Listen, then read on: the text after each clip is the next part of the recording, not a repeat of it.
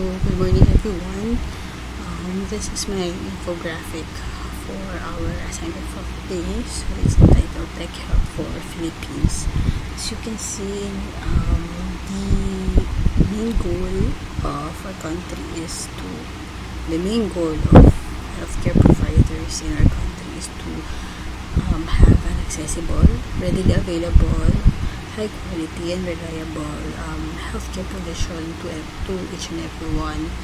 However, the main problem is that we all know that Philippines is topographically difficult, or the topography of the Philippines is a little bit archipelago, so it's really a challenge for us to provide these medicines equally to each part of the country.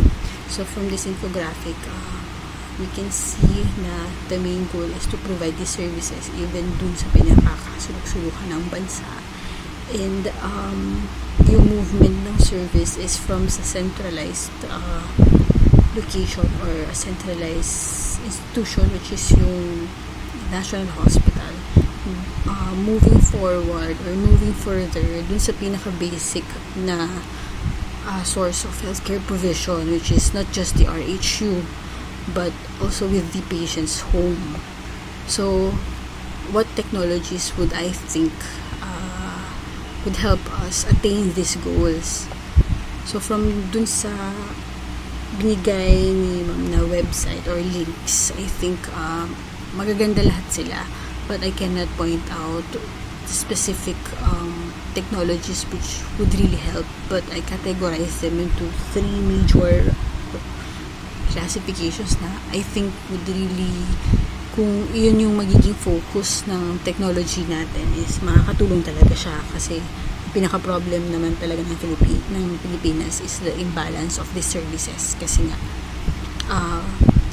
mahirap, geographically mahirap kasi marami tayong geographically isolated and difficult areas to reach.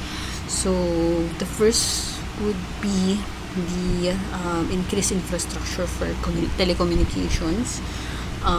Second would be the provision of medical services, of medicine, of medical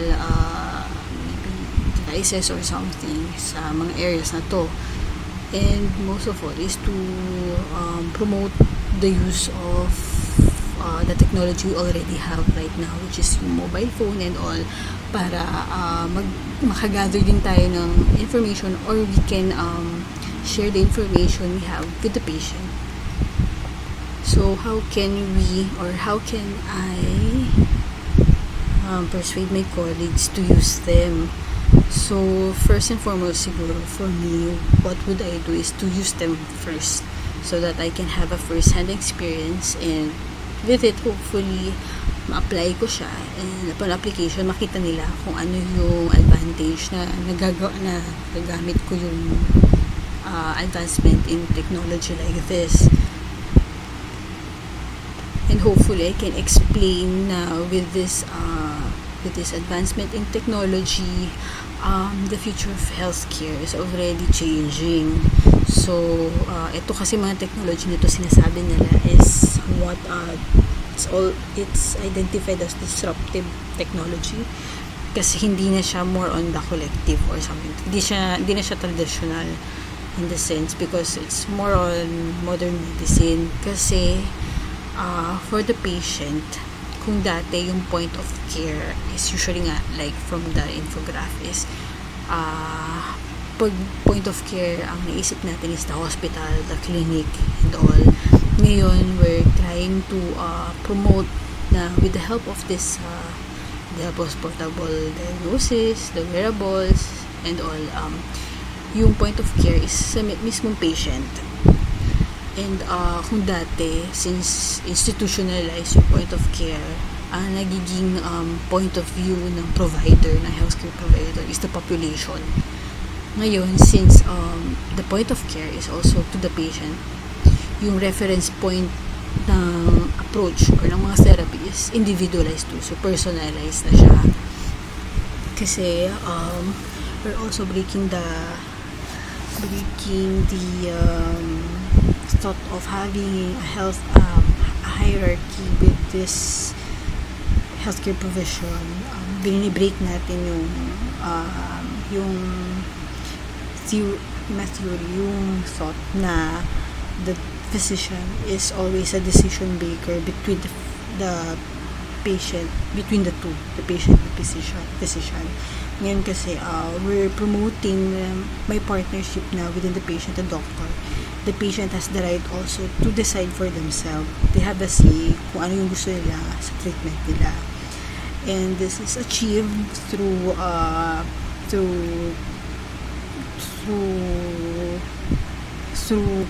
giving the patient the right to own their own data. Kasi kung dati, ang problema dati is medical record of this hospital is hindi siya pwedeng kunin ng basta-basta lang para matransfer sa ibang hospital. So since we all know that the healthcare data is also owned by the patient because it's their data as well, they have the right to have a copy or to use this data too. And yung knowledge nga, since that is more collected siya or restricted siya from institution, ngayon kasi the movement too is to make the knowledge more available to the population. Kasi nga, we're moving towards the goal na yung patient din is also involved in their own health. And moving forward, kung dati the physician's role is to decide on the health of the patient, yung authority nasa kanya, ang future kasi is for the patient to have the power to decide and to have the physician only as a guide for them, for their health.